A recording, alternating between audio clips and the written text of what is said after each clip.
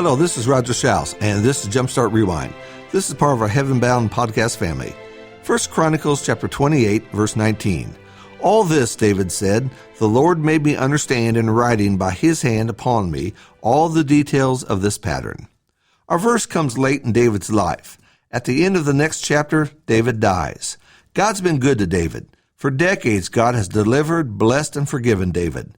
The giant, King Saul, the Philistines, Absalom, so many victories. And even when David stumbled more than once, God picked him up. After all this, it was within the heart of David to build a permanent place for the Ark of the Covenant, a permanent house for the Lord. No more tents, no more moving about, established, settled, sure.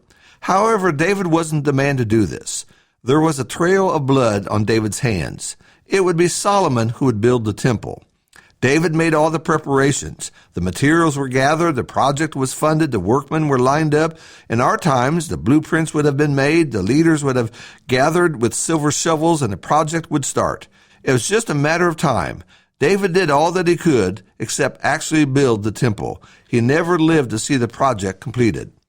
All this leads to our thought today, and that is disappointments. For David, it was a divine disappointment. God would not allow him to build the temple. Now, some thoughts for us. First, disappointments are part of life. Some are big and some are little, but they happen. As a child, you may have been to an amusement park with your family. Everyone was going to ride the big roller coaster, but there was a sign with a line drawn across it. You had to be taller than that line to ride, but you weren't. Disappointment. In school, maybe you didn't make the team, the choir, or get a date. In college, you didn't get the scholarship.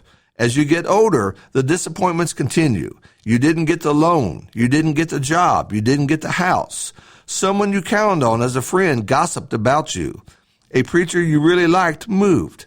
When we're disappointed, we hurt and we feel discouraged. Secondly, what we do with disappointments is a greater lesson for us.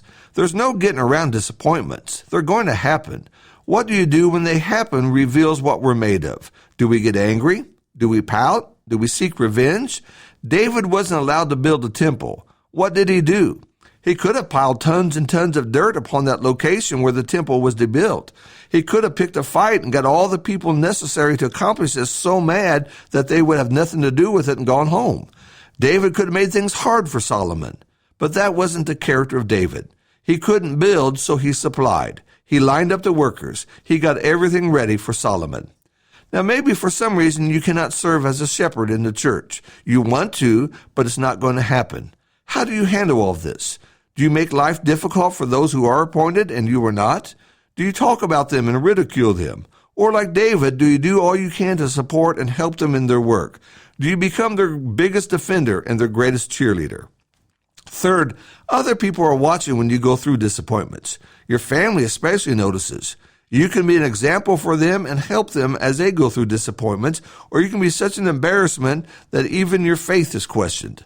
There are lessons to be learned in disappointments. Sometimes our divine disappointments come in the form of prayers answered no. How do we handle that? No is an answer. It's not the answer you wanted, but it is an answer. God sees things on a much larger scale than we do. He considers things from heaven's perspective. We look at things from our little spot in time. God sees into tomorrow. This is where our trust in the Lord comes to surface. God knows what is best. Fourth, the will of God must become our will. What God wants ought to be what we want. The temple was going to be built. That was the most important aspect. It didn't matter so much who built it. That's how David saw it. The glory was for the Lord. If he couldn't do it, then let someone else be the one.